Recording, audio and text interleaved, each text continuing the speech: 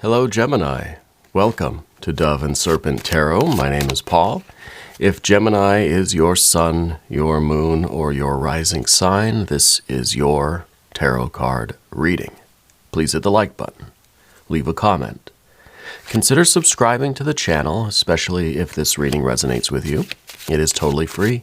It does not cost you anything. If there's anything you would like me to pray over, or meditate upon, or send positive energy toward, please let me know. Now, this is going to be a general reading, so try to be open and receptive to whatever may come through during our time together. I am merely the messenger. And I ask you to connect directly with each of these cards and use your own intuition to take you beyond the details that I might provide. And remember, Gemini, that the most important part of any tarot reading is you. Now, we start with an 8 of Swords. We're locked up in a mental battle. We're locked up in a debate. We're locked up in analysis, right? We've created a web of thoughts around ourselves right now, right? We've got to get out of this. We're overthinking something way too much. We're spending too much time planning and replanning and organizing and editing that we're looping back in on ourselves, right? We keep thinking we're making progress on something that we're thinking about, but then before we know it, we're kind of right back to where we started. It's like one of those supernatural movies or something where you can't get out of the town, right? It reminds me of a show, I think it's on MGM. I don't remember the name of it, but everyone's stuck in this little town. The cars that drive in, once they get into town, they're not leaving. They drive down the road and somehow they're just kind of, they come back around and they're right back going through the town again. No matter what they do, they're just looping back in on the town. They can't get out of the town. That's a common trope, I think, in a lot of like horror movies and supernatural movies. But it feels like that's what's happening with our thoughts right now. We think we're making progress, but then we turn and look, there's the same tree again that we just saw, like an hour ago. Let's put this into some context. Let's see what we're overthinking and how we might stop it, how we might get out of it. What are we thinking about? Where we've got the 6 of Cups. So we might be in a very, very good situation right now. We might be having the best day of our lives, but we're overthinking it. We're trying to maybe find the problem with it, that we are, instead of just enjoying this beautiful day, we are trying to figure out why it's here. What does it mean? We're thinking rather than just feeling, okay? And here we have a little bit of both, the Prince of Cups, thinking and feeling. And this is an idea here that maybe we need to feel a little bit more and not think so much. Maybe we should just allow the feeling. What does your gut tell you? You may have a little bit of doubt always in the back of your mind, but what does your heart tell you? There's the Hierophant. There's the 3 of Swords. This is why we're overthinking. And this is the release of all of that thought. Now there's freedom. This is the Universe card. We've got the Death card. We've got the 6. The 6 of Swords shows the right way of thinking. And we've got the Queen of Pentacles then is the way we're responding to the 3 of Swords. These two cards here are very connected, as are these 2 cards. And then finally we've got the 6. Well, these 2 cards are connected as well. And this one. Very good energies here. The 6 of Cups. We feel the situation is right. It feels good. Everything seems like it's perfect. What's wrong with it, right? We're looking for red flags where there might not be any. And the 6 of Pentacles at the end is showing that what your heart tells you is really something that's there. But for whatever reason, you're not trusting it. I think it's because we have certain memories, we have certain history that we've been through. And that's part of the Hierophant too, because it seems like you've been through a lot of things in your life. I feel like you've been through a lot of difficult challenges that now have created this kind of structure where you feel like when something seems too good to be true, and now it's kind of, we're taking that to an extreme where everything good seems too good to be true. So we're looking for the flaws. We're looking for the red flags, okay?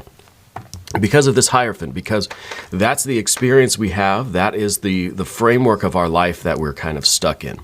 That anything good has to have some sort of rottenness underneath it, right? That every apple we pick out of the barrel is going to have, that worm in it. That everything it's going to maybe it looks good on the outside, but is it really, right? What's wrong with it? Okay. Let's select the mystery card, bonus card, confirmation card. This is a random card from the Smith-Waite Tarot. We're going to set it down over here. We're going to put Kevin, a.k.a. Mr. Bates, right there on top of that. We're not going to look at that card until the very end, but it is going to tie everything together, and it will give us the confirmation that we need. If at any point during the reading you feel like you know what that card is, I want you to put your prediction down in the comments. All right, we can do it together. We can make it a group exercise of intuition. Spirit's telling me that someone's asking you for money. Someone hit you up recently for a sum of money. I don't know if it has anything to do with this situation or this thing that seems too good to be true. I don't know if it's maybe an investment or something, or somebody wanted you to loan them some money so that they could do something. But Spirit's telling me that someone has asked you for money recently. Okay, we'll see how that might apply to things. Maybe this is something of an investment. Maybe this is something that you truly, really feel is good. You want to believe it. You want to believe it so much. But your mind, because of your memories, because of your past, because of your history, your mind is not letting you feel so good about this. But look, we have 6, 6, and 6. We have harmony and perfection and beauty in the thoughts, in the feelings, and in the real world. The thoughts are the part of this that we're having a difficult time with. It feels really good. It looks good on the outside, but I just can't get my mind to go along with it. Here we are doing perfectly good deeds. The external world is in harmony. Everything's working. It's fine, right? There's nothing wrong with it. It feels good. We agree with it. We believe in it. It has value to us. It feels like the right thing to do, and we're doing it. So then what's the problem? The problem is our mind is looking for the flaw. Our mind is looking for the cracks, looking for the errors, looking for a way that we can identify this current situation with that horrible situation or series of situations in the past. We're trying to identify it. We're trying to link it up with our memories. And that's the Three of Swords. The Three of Swords is all about the memory. We've had bad things happen to us, therefore, when something happens to us, we're going to remember the bad thing, right? And we don't need to get into what exactly is going on. This could be a relationship. If the Six of Cups is a relationship, this is a relationship that feels good, it feels right. Everything in the physical world is happening well. It's happening perfectly, beautifully. Right? There's compatibility, there's this reciprocating energy. It seems perfect. It looks perfect, it feels perfect. But in the back of your mind, or maybe the front of your mind, we're trying to pick it apart. We're trying to find something wrong with it. Because then at least it will be consistent with that Three of Swords. Right? But the Three of Swords is only half the picture, right? The 3 is only half of the 6. We need the whole picture, not just the memory of the negative, the painful, hurtful experiences in the past. But see, that's the Hierophant. The Hierophant is that fixed belief system that says if it happened once, it's going to happen again, and again, and again, and again. And in some ways, that's true, right? If something happens in the universe, even if it just happens one time, that means it can happen again, right? So anything is possible. But when we apply that to our lives, especially in this kind of negative way where it's just like, I've been hurt in the past. I've been deceived. I've been wronged. I thought something was great, but it was not. Well, then it means that can happen again. And not only can it, but now we start to feel like it's going to. that there's no other option but for that experience to happen again and again. So we have to change the way we're thinking about this, and I really feel like we're changing our fate here. Otherwise, if we stick with this hierophant, we feel like this is our fate, and we're doomed to just repeat this. If something feels good and looks good, no, it's rotten. That's a fixed belief that we can just resign ourselves to this, and we will get that every single time. We will find a way to make that true, okay? But if we can figure out a way to let that energy go and to transform, embrace this death energy, learn to let that stuff go, we can take that memory. Sure, we don't want to forget what we've been through, but we want to add to it. We want to create a balance, a wholeness, a beauty, and a harmony with the way we think. Yeah, we have to remember the bad stuff that happened to us, but we have to expect the good stuff. We have to be ready for the good stuff. It's kind of like that phrase. What is it? You hope for the best, but you expect the worst. So we remember, and that's the Queen of Pentacles, really. We'll get there.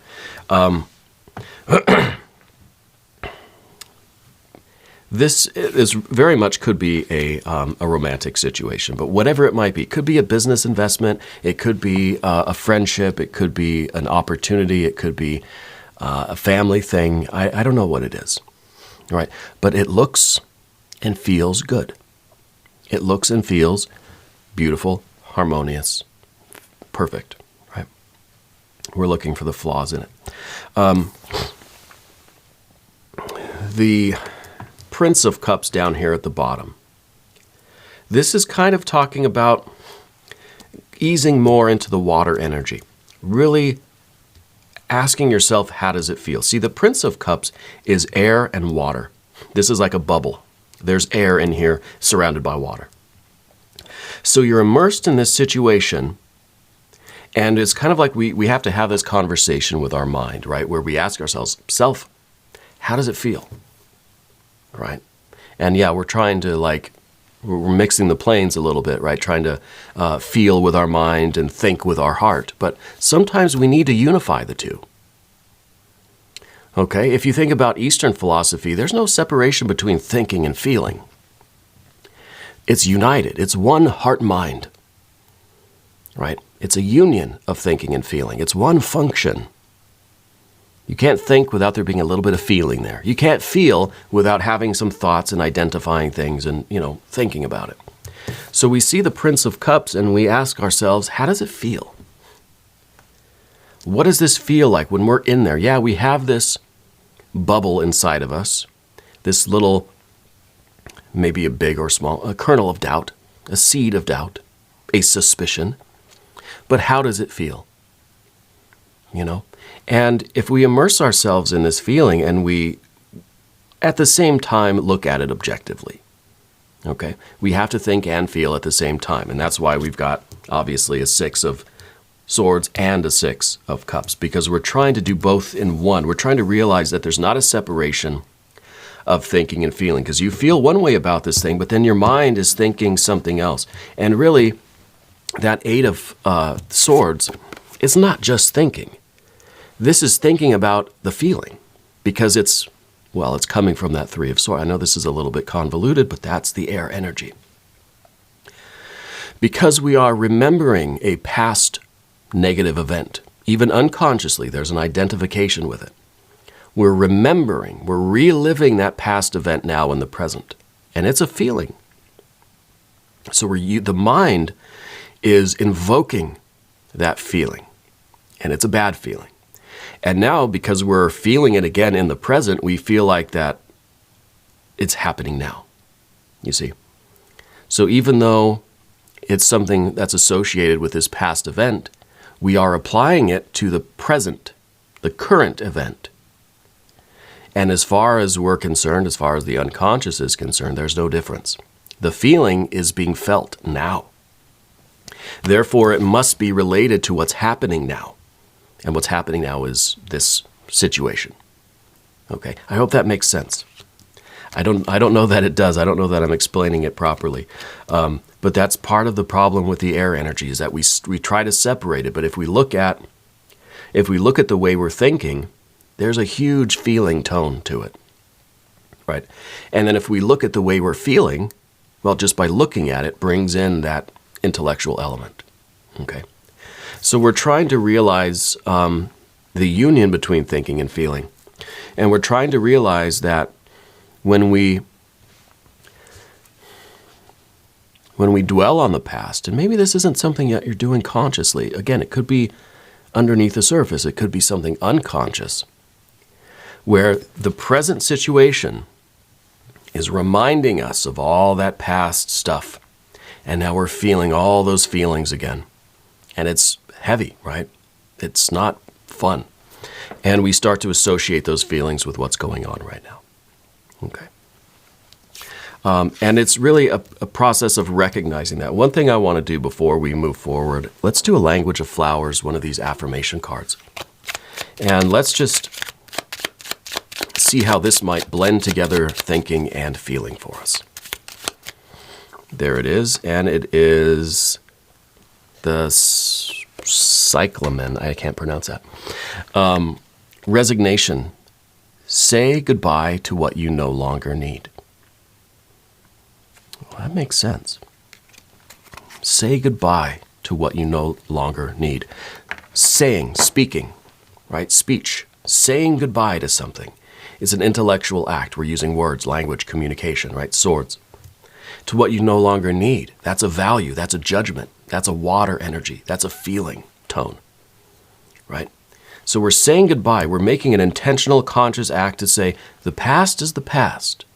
We're not forgetting about it, but we're saying that isn't going to influence my present. I'm not going to identify my present moment with that past emotion, with that past situation, right? And you're going to judge what's happening right now on its own terms. Now let's talk about the Queen of Pentacles, because the Queen of Pentacles can appreciate everything that happened in the past, but is able to utilize those feelings and convert them into wisdom, a functional, practical wisdom right now in the present. So we're not forgetting what we've been through. We learned something from those situations, and that's knowledge, that experience we can use right now. But what we don't want is to be so fixed in that energy that there's no progress. This is very limiting, right? This is very, very limiting. This is saying it happened once, it's going to just continue happening every time, it's going to be the same. Very fixed. But the Queen of Pentacles is water and earth. So we can really appreciate the experiences, the emotional experiences that we had in our past. And we can learn from those, and we can figure out how to accurately judge the present. Does that make sense? This is the card that looks at the past, okay, and understands it, appreciates it, and hopefully can translate it into the future, right? I mean, this card is all about the past, always looking backwards. We see a lot of progress here with the Death card and with the Universe card. I feel like embracing this energy and really understanding what's going on in your life right now is going to allow you to change your fate. Well, to change your fate forever, because if we get out of this fixed energy, this is right here is a fixed cycle of things, right? These cards here, with the Hierophant, the 3, the 8, and every good thing that comes your way, maybe we even sabotage it. The 8 of Swords, sometimes this is a self-sabotage. Do we end up ruining the good thing that has come into our lives because of our history? This is a cycle that keeps repeating. Okay? If we can recognize this, if we can learn to kind of harmonize our heart and mind together as one, then we can change our fate. Then there's no limit. Then there's no restriction on us. Then we're not fixed in that pattern. Now we are free to create brand new experiences, brand new memories. Right? This is the Universe card. This is Saturn and Earth. Saturn has that restrictive energy to it. keeps us restrained, keeps us held back. So the idea here is that we are freeing ourselves from this. And it's one of these things, especially with the Queen of Pentacles. If you don't learn from the past, you're doomed to repeat it, right? That's very true. That's very true in terms of our energy, our psyche, our emotions. Right? If we don't recognize the cycle that we're in, it's just going to keep cycling. Okay? It's just going to keep cycling. So really, it's this one. Saying goodbye to what you no longer need. I no longer need to keep reliving this negative experience. I'm not going to forget it. Don't worry about it. I'll remember. I don't have to keep reliving it every time something good happens in my life or every time something new happens, right? And it's kind of like you're going into a situation, and we all do this, all of us, every single human being on earth, probably cats and dogs too.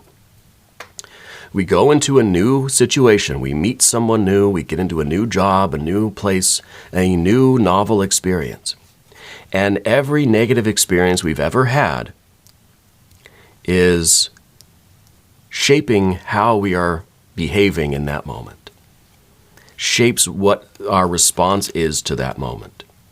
And sometimes we have anxiety. We meet new people, we get anxious. I have pretty bad social anxiety. And every situation, every new situation, whether it's a work situation or meeting new people or anything like this, there's a certain anxiety that comes with that. And that is from a long history of my life, however many odd years I am old, that's affecting why I feel the way I feel in that moment. Now, we have the ability to override that just by recognizing that. And anxiety is that sense of danger. Anxiety says, there are red flags here, warning, warning, warning, run the other way. Anxiety is good in the right context, not all the time.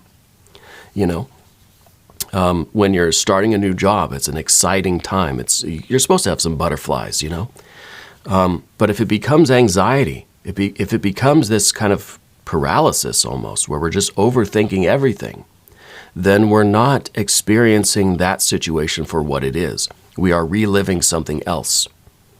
A different program is running in our psyche, and that's what we're doing now. Instead of kind of spontaneously interacting with this new energy. Okay? If you recognize this about yourself, if we all do, we have the power to change our fate. And that brings us over to the path of the serpent and this death energy. The death is not about death, it's about change. Transformation, it's about saying goodbye to what you no longer need. Okay? That's it. That's what it is. And then the Six of Swords, well, it's the harmony with the rest of these sixes. It's now our thinking that is balanced, that we're looking at something more objectively. But now we've unified our heart and our mind. So we've got the beauty and harmony of the thoughts and the heart, the feelings, which is what we kind of realize we have to do that inner work. We have to ask ourselves those questions. What am I feeling? Why am I feeling it? And, hey, mind, do you feel that? I feel it. Do you feel it too? Rather than the mind saying, there's got to be something wrong with this. What is the red flag here, right? And again, it's not just the mind that's looking for problems. It's based on the feeling. So there's already a union of thinking and feeling. But right now, it's a union that is like, puts us in the wrong direction.